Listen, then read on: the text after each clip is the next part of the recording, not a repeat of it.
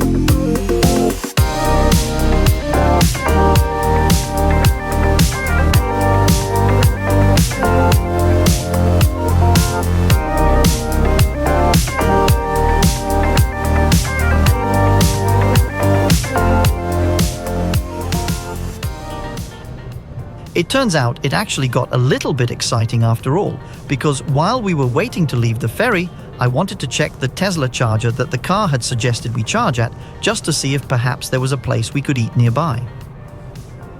And when I found it in Tesla's app, I could see that they had actually reported it as temporarily closed.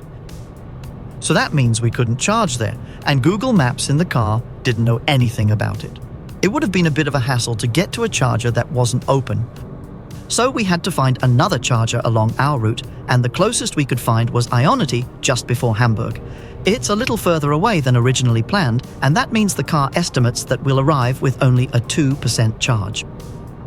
So a bit exciting, we've actually been down to a 1% estimate at one point, but right now the car estimates 4%. We are driving a bit slower, carefully staying behind the trucks, so we should be fine. But you could say that it's probably a good idea to check the upcoming chargers in the respective company's own apps, so you don't just trust Google 100%. Because Google doesn't know everything all the time. But let's see if we can get there.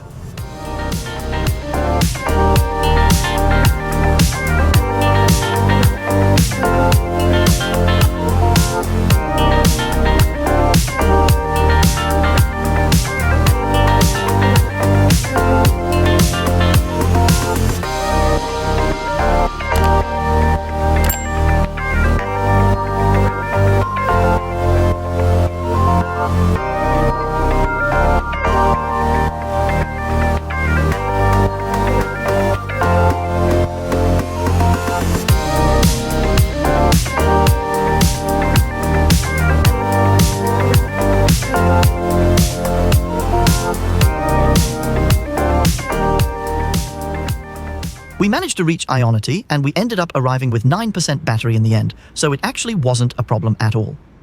This is despite the fact that we only drove at reduced speed for about half the way. The rest of the time we drove normally. This means that where there was an unlimited speed, we drove 150.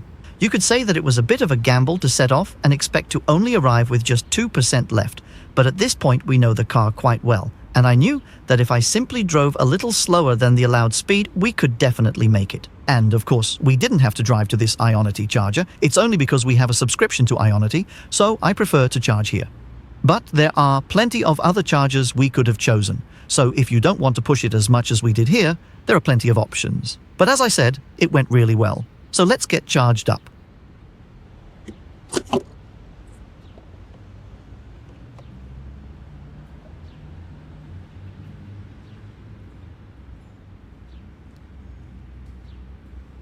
To start charging, I need to open up and use my Ionity app.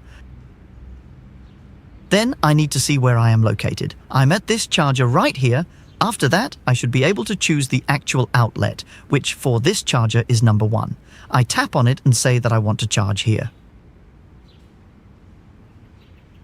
I don't need a tutorial because, believe it or not, I actually know how to use the charger. So we'll just skip that part.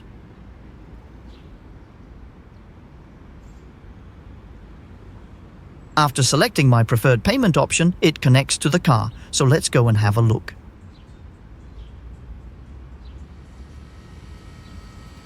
Currently, it's trying to establish the connection, and then hopefully the charging starts. Now something is finally happening and we start charging.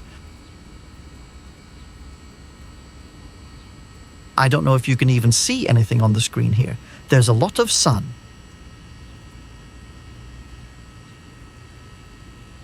I can see that we are currently charging at 125 kilowatts, so that is actually really quite nice. Of course, the car has also preconditioned the battery so that we can charge optimally, and it seems to work as it should.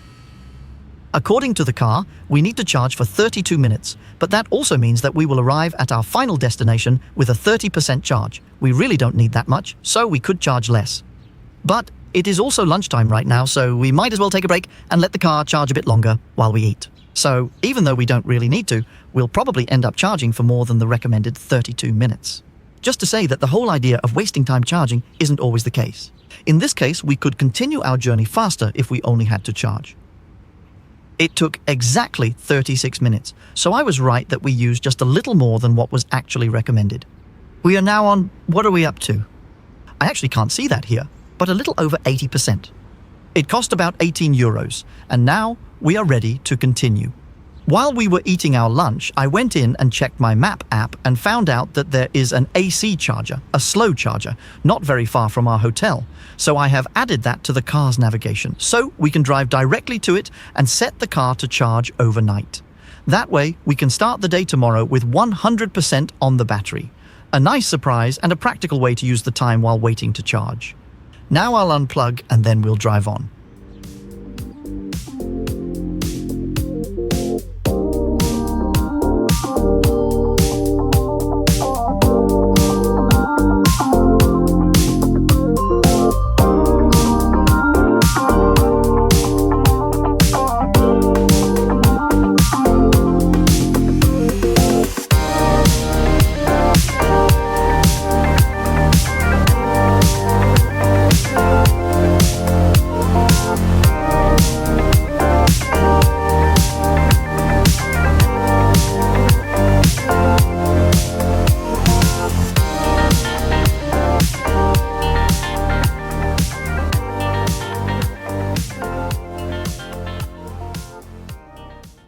We have reached the city of Celle. It went quite well. We ended up arriving with 46% on the battery because we charged a bit longer at the last stop. We have parked here at this city charger so we can charge the battery up to 100% and be ready for when we have to drive on tomorrow. I used my Shell Recharge tag to start up the charger. I could have also used the Shell Recharge app, or I could have used my Plug Surfing RFID token or the Plug Surfing app. Both of them are pretty good to have when you're on a long trip, because they work with many charging networks, so there's a good chance they'll work. And it's easy to start city chargers like this instead of having to get hold of some local app and register and download it in each individual city. It is typically a little more expensive to charge with them, but since most of our charging is done with fast charging on Tesla or Ionity, the few extra kroner it costs here in the cities are worth it. It's money well spent if you want to be able to quickly start the charging and not have to worry about downloading yet another app, registering and adding payment. Maybe you've wondered why we have arrived here already at 1:45 and have only driven less than 500 kilometers today, but it is actually completely deliberate. And it is because then we can experience a bit of the city right away and start our holiday already from day one, rather than spending the first days of the holiday just sitting in a car and pounding down the motorway. We have found that this is actually a pretty good way to drive on a road trip, regardless of whether it is a petrol or electric car. And I think especially in an electric car, it works really well. Because as you can see, we've only had one stop today, which we would have had anyway, to stop for lunch. And so we haven't actually spent any more time than if we had been driving in a petrol or diesel car. But now we're going to find our hotel and then get out and experience the city.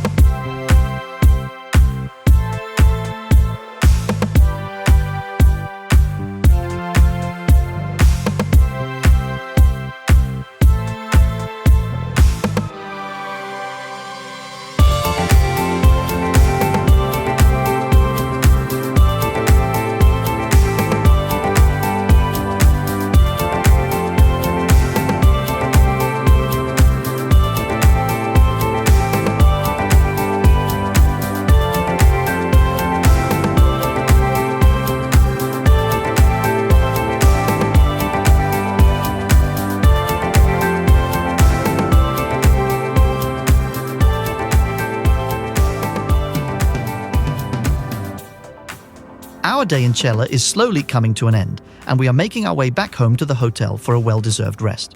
Tomorrow, we are going to visit Bamberg, which is located in the southern part of Germany down in Bavaria.